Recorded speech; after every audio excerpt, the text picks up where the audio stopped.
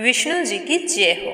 आज अपने सुनेंगे सुख और सौभाग्य देने वाली अमावस्या की कथा। तो आप सभी भक्त इस कथा को श्रद्धा भाव से पूरा सुने और कमेंट बॉक्स में अमावस्या माता की जय हो लिखकर कंचन भक्ति सागर चैनल को सब्सक्राइब जरूर करें। अमावस्या माता आपकी सारी मनोकामनाएं पूर्ण करे। सुनते हैं अमावस्या की कथा। एक समय की बात है कि एक गरीब ब्राह्मण परिवार रहा करता था। उनके परिवार में पति पत्नी के अलावा एक पुत्री भी थी। वह पुत्री बहुत ही सुंदर और गुणवान थी। समय के साथ बड़ी हो रही थी। उस पुत्री में समय और बढ़ती उम्र के साथ सभी गुणों का विकास हो रहा था।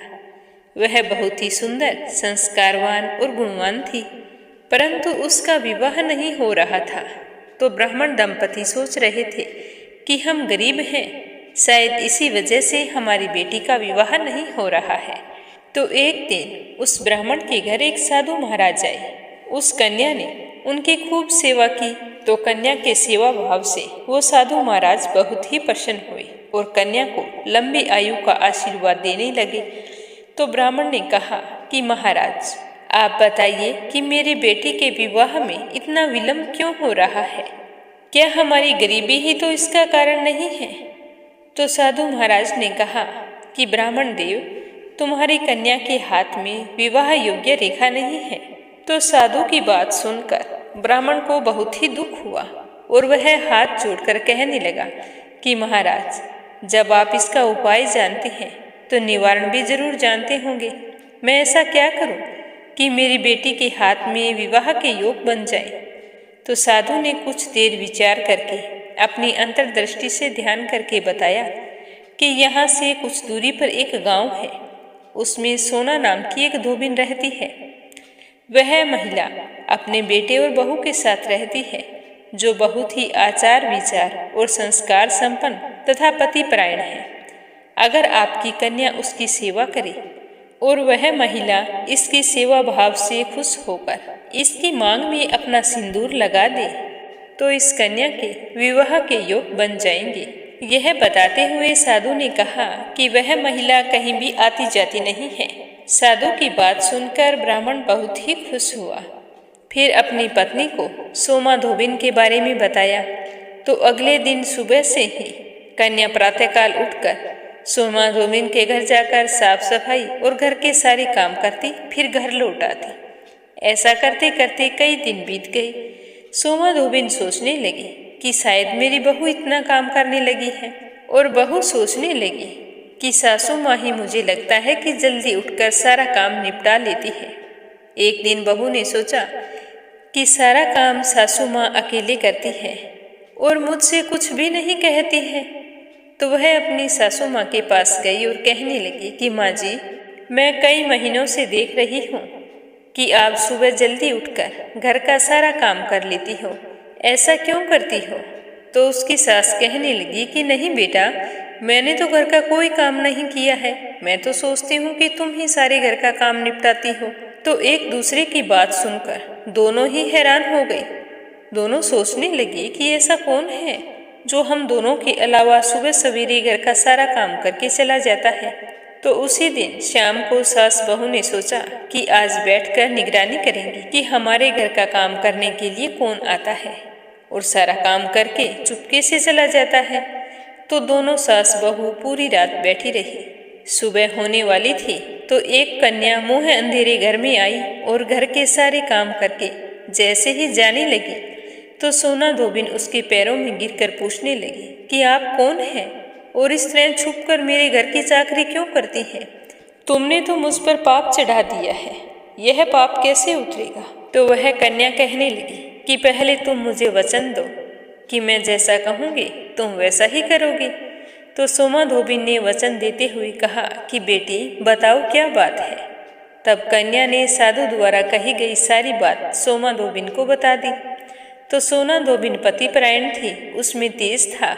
उसने अपनी मांग का सिंदूर उस कन्या की मांग में लगाकर कहा कि बेटा, अब तुम्हारी शादी तो हो जाएगी, लेकिन तुम्हारे पति की अकाल मृत्यु का भय है, इसीलिए मैं तुम्हारे साथ चलती हूँ। सोना धोबिन के पति अस्वस्थ रहते थे, तो उसने अपनी बहू से कहा कि बेटा, जब तक मैं लौट कर ना आऊं तब तक तुम घर पर ही रहना। और फिर वह उस कन्या के साथ चल पड़ी। थोड़ा समय बीता तो उस कन्या की सगाई तय हो गई और वह दिन भी आ गया जिस दिन उसकी शादी होने वाली थी। खूब गाजे बाजे के साथ बारात आई। जैसे ही उस कन्या के फेरे हो रहे थे तो सोमा धोबिन भी वहीं पर बैठी थी। तभी वहां पर अचानक से एक काला सर्प आता है और उस कन्या के पति को डसने की कोशिश करता है। तो वह सोमा धोबिन सर्प को मार देती है। फिर कन्या को आशीर्वाद देती है कि आज तक जितने भी मैंने अमावस्या के व्रत किए हैं उनका सारा पुण्य फल तुम्हें मिले। तुम हमेशा सुखी और सौभाग्यवती रहो, तुम्हारा सुहाग अखंड रहे। इस तरह से आशीर्वाद देकर वो वहां से बिना किसी से कुछ कहे चल पड़ती है, क्योंकि उसे पता होता है कि उसके पति की मृत्यु हो चुकी है। तो वो बिना खाए पिए इसीलिए चलती है कि रास्ते में कहीं कोई पीपल का पेड़ मिलेगा तो उसे भंवरी देकर उसकी परिक्रमा करके ही जल ग्रहण करूंगी। तो उस दिन संयोग से सोमवती अमावस्या थी। रास्ते में जैसे ही पीपल का पेड़ आया तो उसने पूरे श्रद्धा भाव से पीपल वृक्ष की पूजा की और 108 बार परिक्रमा की और भगवान से अपने पति के मंगल जीवन की प्रार्थना करते हुए कहा कि हे भगवान, अगर मैंने आपकी सच्चे मन से पूजा आराधना की हो तो आज की अमावस्या तिथि का पुण्य फल मेरे पति को मिले और मेरा अखंड सुहाग बना रहे। तो इस तरह सोमा धोबिन ने बड़े ही श्रद्धा भाव से पीपल के पेड़ की पूजा की, जिससे उसके पति के मुर्दा शरीर में फिर से जान आ गई। सोमा धोबिन का पति फिर से जीवित हो उठा।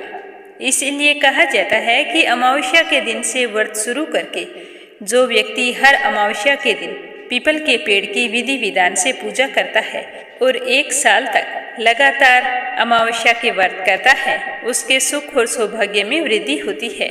सुहागिन महिलाएं अमावस्या के दिन पीपल वृक्ष की पूजा करती है तो उनका अखंड सुहाग हमेशा बना रहता है, क्योंकि पीपल के पेड़ में सभी देवी देवताओं का वास होता है। अतः जो व्यक्ति हर अमावस्या को अगर व्रत ना कर सके तो वह सोमवार को पड़ने वाली अमावस्या यानी कि सोमवती अमावस्या का व्रत करे और पीपल वृक्ष की पूजा करके 108 परिक्रमा लगाए। फिर अपने मंगल जीवन की कामना करते हुए सोना धोबिन और गौरी गणेश का पूजन करके इनकी व्रत कथा जरूर सुने। पूजा शुरू करने से पहले पीपल के पेड़ के समक्ष एक घी का या तेल का दीपक जरूर जलाएं और तने पर कच्चा सूत लपेटें। फिर दूध मिला हुआ जल अर्पित करके पूरे विधि विधान से पूजन करना चाहिए। ऐसा करने से हमें सभी देवी देवताओं का आशीर्वाद प्राप्त होता है और हमारा सुख सौभाग्य बना रहता है। बोलो लक्ष्मीपति नारायण की जय हो। बोलो शिव गौरी गणेश कार्तिकेय की जय हो। था अच्छी लगी हो तो कंचन भक्ति सागर चैनल को सब्सक्राइब जरूर करें। आप सभी का बहुत बहुत धन्यवाद।